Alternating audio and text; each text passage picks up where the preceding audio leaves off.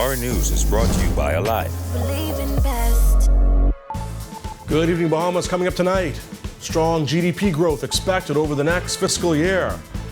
The Economic Affairs Minister says government is on its way to settling its debt. What's causing much cooler conditions? And the Senate President speaks out on gender-based violence.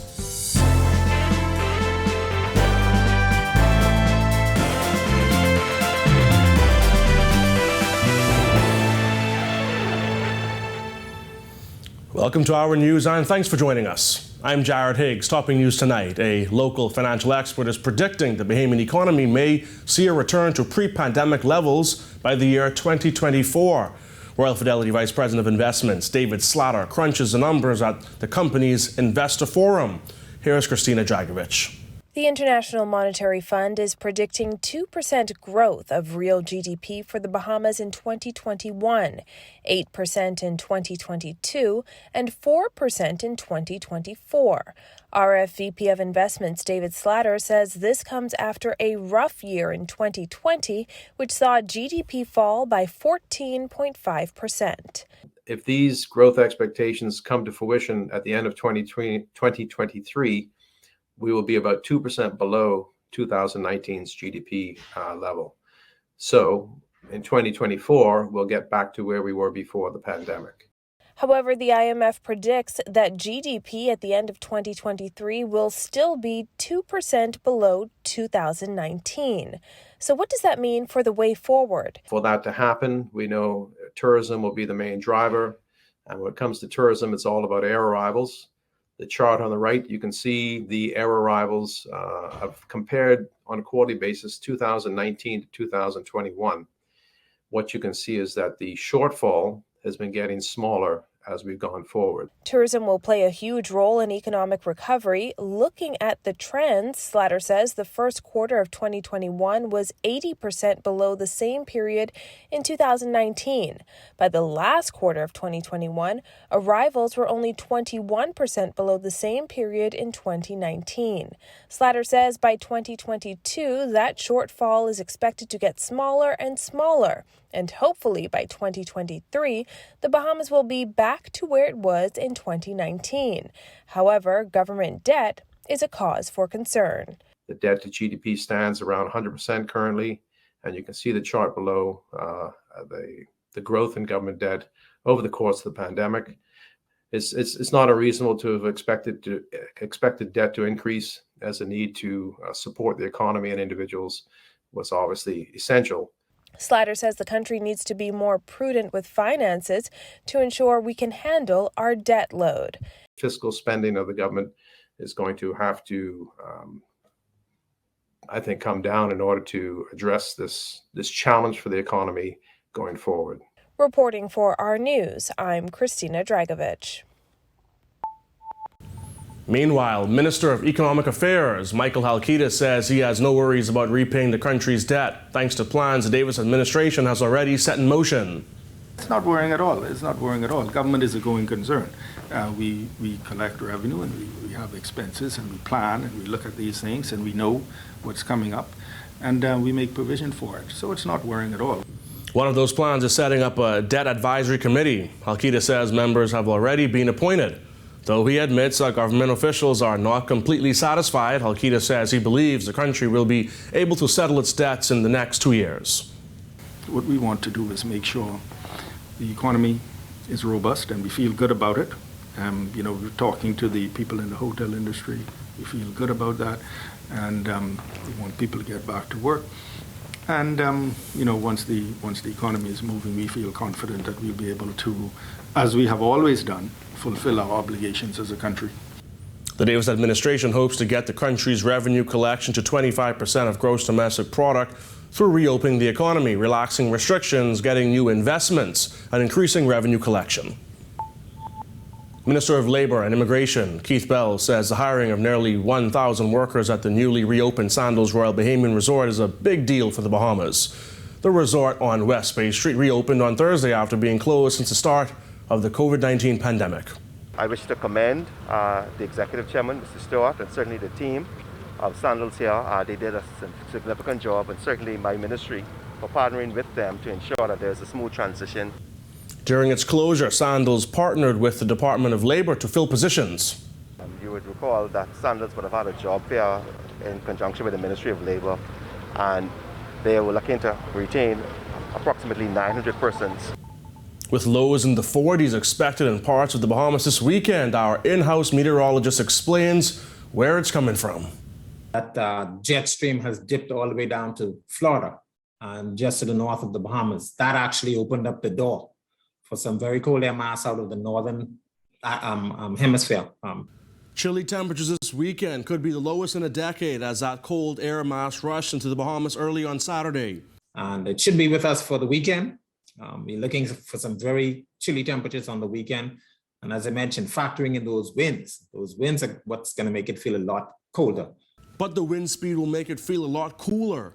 So how cold did forecasters think it would get? Temperatures in Grand Bahama and the northern islands, extreme northern islands, Bimini, Grand Bahama, and Abaco, they should dip down into the 40s with some temperatures possibly staying near the 50-degree mark.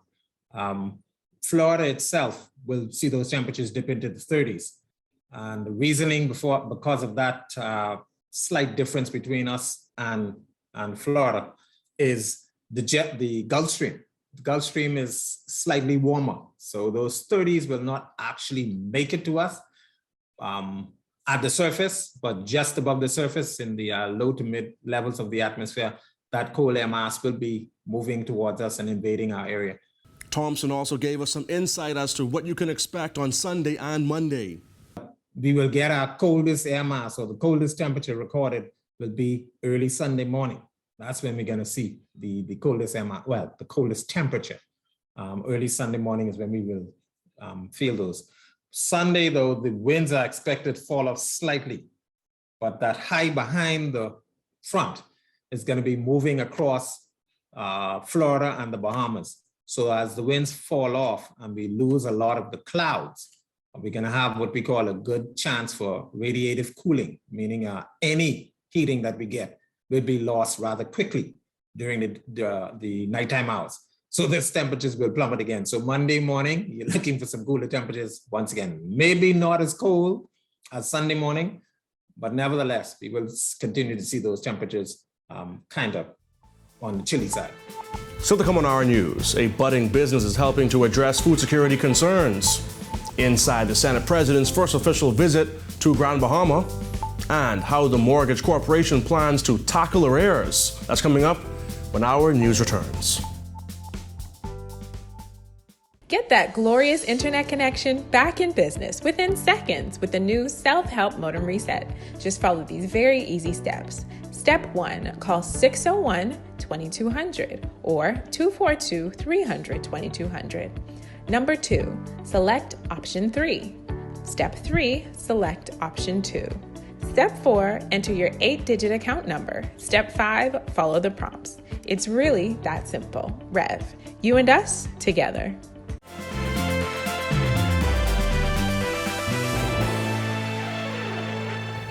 A multi-million-dollar expansion to local business Eden Farms is expected to yield major results for the country and help to address food security concerns. Kyle Joaquin reports. It is an honor to be able to bring what we consider to be sunshine to the next stage of not just the Bahamas, but also small island developing states around the world. With a projected investment value of $60 million, the privately funded expansion of Eden Farms to Eden Gardens, a revolutionary commercial indoor hydroponic farm along Gladstone Road, is estimated to deliver up to 2 million pounds of clean and healthy leafy greens and herbs to Bahamian communities. Our commitment to the green economy is central to this, and the proposed partnership between Eden Farms and 80 acres to become Eden Acres seems well positioned to play an active role in our pursuit. Prime Minister Philip Davis was a part of a delegation in Ohio over the weekend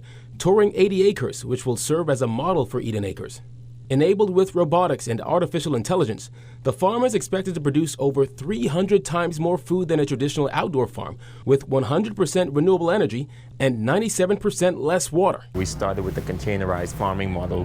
We've seen so many local demand. We've seen a lot of hotels, restaurants, etc. just continue to have a high level of interest in our products based on the fact that it's quality, based on the fact that it's no pesticides, no herbicides, that it's hyper-local. It shows that there is a demand in the Bahamas for fresh food. Despite launching just over a year ago, Eden Farms has continued to expand its container farm business, now through its world-class robotics-enabled and hurricane-resilient hydroponic farm set to be completed by the end of 2023. And what is coming to the Bahamas is truly marvelous. For Our News, I'm Kyle Joaquin.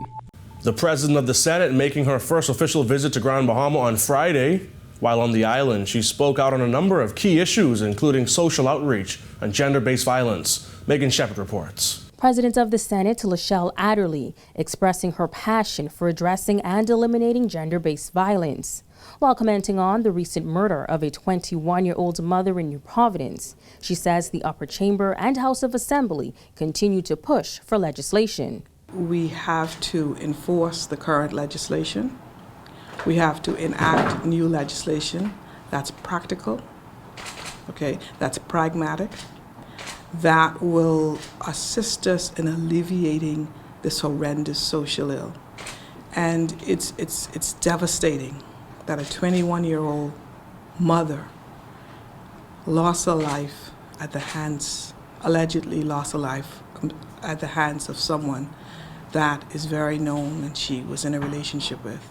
Minister for Grand Bahama, Ginger Moxie, hosting a courtesy call for the Senate President. Moxie says she is looking forward to the partnership and is expecting great results. There are many things that we are going to collaborate on together. And I know how passionate our speaker is about giving back to the community and contributing in ways that we know will truly impact our people. I know that she's, had her own personal experience with Dorian and is so dear to her. And so, of course, I'm going to let her, speak about that. But we are so excited. The Senate President expressing her desire to establish outreach programs on Grand Bahama and other family islands. The senators and I, we've already had, in December, we had a wonderful and a very successful outreach program in Nassau. And we have to bring that same outreach to the family islands. We can never forget that the Bahamas does not consist of just Nassau. And so we look forward to visiting two charities while we're here. She adds that while working with Senators Kirkland Russell and James Turner Roll, she felt compelled to visit the island. It paints the picture of Grand Bahama, so much so that I felt very compelled to come and to meet and to touch and to feel and to have a full appreciation, so that as we deliberate in the upper chamber where the rules are in fact passed, that we are making the right types of decisions, that if there are necessary amendments, we're giving consideration to them. And it's difficult to do that if you're not on the ground and touching and meeting people. There's a lot of work to be done here, a lot of policies and laws to be enacted. That will impact the economy, that will impact the various local industries here. Reporting for Our News, I'm Megan Shepard. Thanks, Megan. We're clearing up a backlog of applications and addressing mortgage arrears at the top of the Bahamas Mortgage Corporation's agenda under the Davis administration. Jasmine Brown reports. Bahamas Mortgage Corporation Chief Barbara Cartwright says a June 2022 target date has been set to determine how many applications and arrear cases can be tackled. She added they have implemented new policies to address arrears. The arrears situation where persons got loans and was not repaying them, some due to the pandemic, but other reasons, job loss, etc., etc. The arrears, I want to make an appeal to the public to come in, discuss with your loan officer your concerns or your challenges so that we could try and correct it before we have to take possession of your home. Mortgage arrears at BMC have been a long-standing issue. Back in June 2020, then Minister of Housing and Environment Romuald Ferreira said nearly half of the mortgages at the Bahamas Mortgage Corporation were in arrears. He said the arrears ratio at the time stood at 47.2%. Just how many mortgages are currently in arrears, Cartwright declined to say, but she did say the pandemic has not helped. I don't really want to say, but it's a large amount. So you have the different stages where it's 30 days arrears, 60, 90, and then those ones who are obviously in jeopardy. And so we're trying to tackle the ones that are in jeopardy and then the earlier ones so that they would not fall into the critical status. As it relates to the application backlog, Cartwright says nearly 200 applicants have been waiting for a response. The backlog of applications that I met in the department, there was about 180 persons that had applied and just were waiting on home ownership. And so that was a concern because about 90 of them were fully qualified. To date, more than 5,000 Bahamians have built their homes through the BMC. Reporting for our news, I'm Jasmine Brown. Still to come, the Jamaican Prime Minister pays a courtesy call on Prime Minister Davis. And T.A. Thompson's acting principal optimistic about the new school term. We have the details when our news returns. Get that glorious internet connection back in business within seconds with the new self-help modem reset. Just follow these very easy steps. Step 1, call 601-2200 or 242-300-2200. Number 2, select option 3. Step 3, select option 2. Step 4, enter your 8-digit account number. Step 5, follow the prompts. It's really that simple. Rev, you and us together.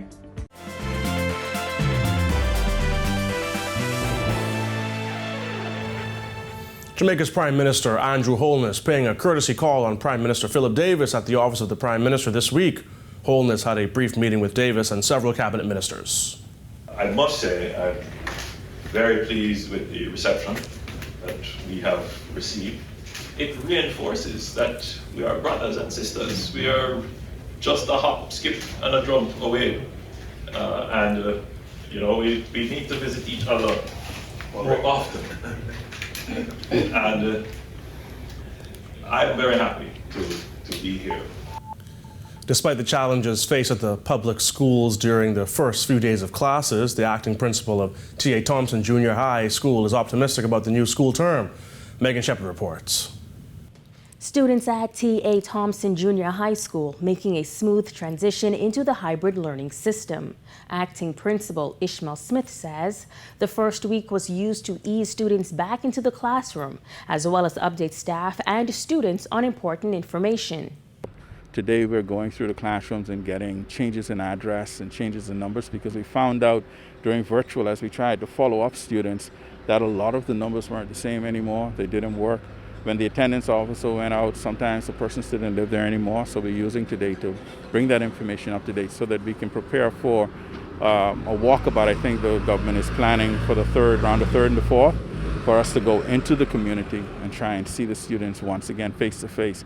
It's an expansion of an initiative that we would have taken at the onset of return to school.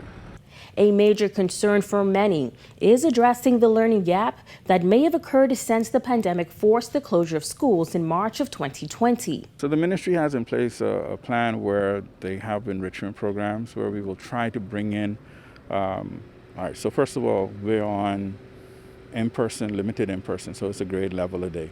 The ministry has an enrichment program that they're working on that they want us to engage where we bring in a subset of students on the same day as a grade level is in. They can't be that grade level. So let's say it's grade 9 and they're here today and grade 8 is due tomorrow. Bring in grade 8 probably with grade 9 and run a specific program with them.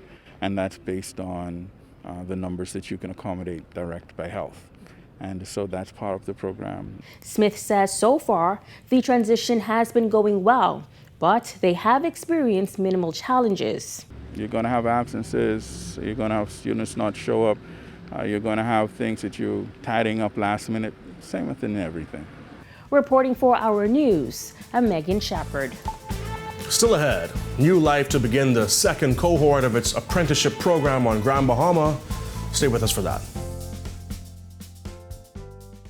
Get that glorious internet connection back in business within seconds with the new self-help modem reset. Just follow these very easy steps. Step 1, call 601-2200 or 242-300-2200. Number 2, select option 3. Step 3, select option 2. Step 4, enter your 8-digit account number. Step 5, follow the prompts. It's really that simple. Rev, you and us together.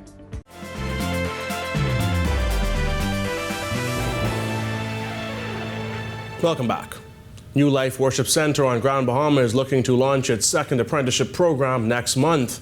The program is in partnership with the Bahamas Technical and Vocational Institute to prepare high school students for the job market immediately after graduation. Senior Pastor Simeon Outen says adults can also take part. The exciting thing about them, they are all free. And so sometimes people are like, what is the church doing? We're so excited to say the church is doing some very positive things to strengthen our community. There is hope, and we want to be a part of everybody experiencing that hope. There's job opportunities. We want to do our part so people could come and sign up and know where these opportunities are available. So we're looking forward to the 28th of this month when we sign this agreement with BTVI. Chairperson Dominique Roach says 10 courses will be available. We do not just offer construction. We also offer plumbing, electrical, culinary arts. We offer information technology. There's nail technicians for the ladies out there, appliance technician, diesel mechanics, and also auto diagnostics. Participants in this cohort will receive a National Center for Construction and Educational Research certification. Department head at BTVI, Kenton Roker, said it is accepted internationally and will open doors for Bahamians. Could you imagine a 10th grade student graduating from high school with a level 3 or level 4 degree in a specific area? He's job ready, marketable. He can demand a salary. Okay, and this is what we're trying to, not just Grand Bahama, but the entire Bahamas. One of the good things as well is the core, which is the entry level, is done online. Thank you for joining us for Our News Tonight on behalf of the entire team.